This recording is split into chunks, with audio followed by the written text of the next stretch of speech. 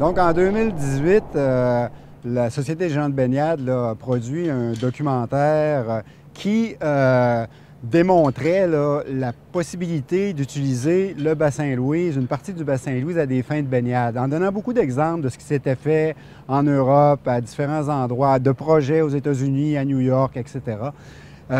Et également en proposant d'aménager ce qu'on appelait un bain portuaire dans le bassin Louise, mais à la tête du bassin Louise, donc plus haut ici.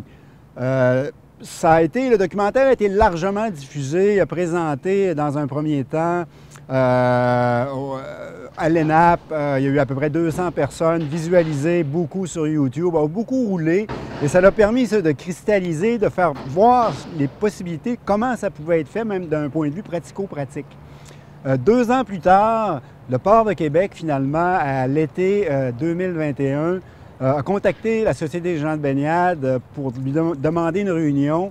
Et lors de cette réunion-là, le port a mentionné qu'il était prêt à aller de l'avant, à faire un projet pilote, à donner suite là, à la proposition qui avait été faite dans la vidéo. Donc, on s'est entendu pour se revoir à l'automne 2021. Et là, les échanges ont commencé. Et à la deuxième réunion, finalement, le Port de Québec est arrivé avec une proposition de dire est-ce qu'on pourrait, plutôt que de faire le bain portuaire en question, plutôt que de le faire à la tête du bassin, le faire près de l'édifice du 400e. Ils nous ont donné différentes raisons pour ça, entre autres de vouloir jumeler la baignade en été avec la pêche sur glace qui existait déjà plusieurs années sur un même site pour être en mesure d'investir pour les deux, d'avoir du personnel travaillant toute l'année, de réellement là, habiter ce site-là. Et ils nous ont donné là, quelques jours pour réfléchir à ça, pour voir si c'était acceptable, pensable, faisable, en nous donnant une petite esquisse.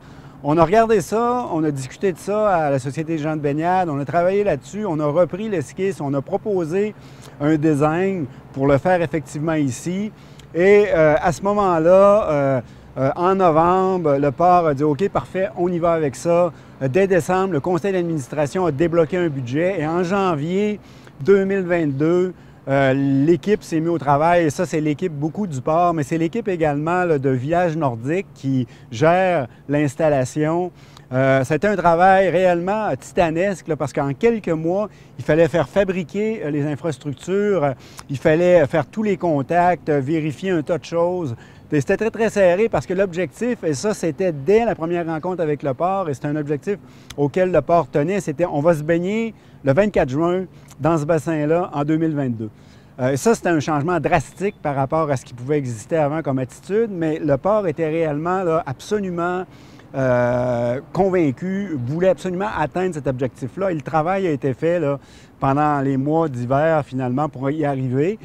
Le 24 juin n'a pas été respecté. Ça a finalement été ouvert le 1er juillet. Il y a eu une semaine de retard, entre guillemets, mais il y a eu tellement d'obstacles entre les deux. Il y a eu tous des problèmes de matériaux, de réussir à faire fabriquer les fameux pontons qui sont derrière moi parce que l'aluminium manquait. Donc, pendant quelques semaines, même si tout était là, sauf l'aluminium, c'était impossible de construire le tout.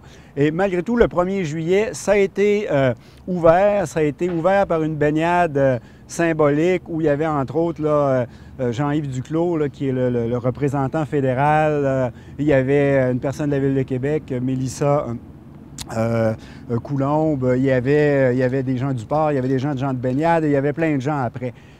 Le projet, en fait, on est rendu maintenant en octobre, donc ça s'est baigné ici là, jusqu'en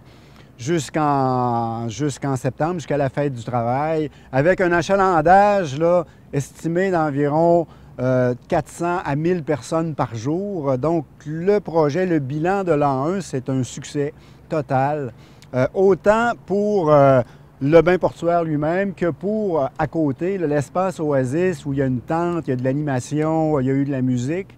Tout ça a été adopté là, par les gens de Québec. C'est venu remplir réellement un besoin. Et les gens se sont clairement exprimés. Le Port de Québec est absolument sidéré par la réponse positive qu'ils ont obtenue là, par tous les médias sociaux. Et il y a 1 an, 2 maintenant qui est déjà en préparation avec une extension, un nouveau bassin de baignade là, de 25 mètres par 40 mètres et beaucoup d'autres ajouts.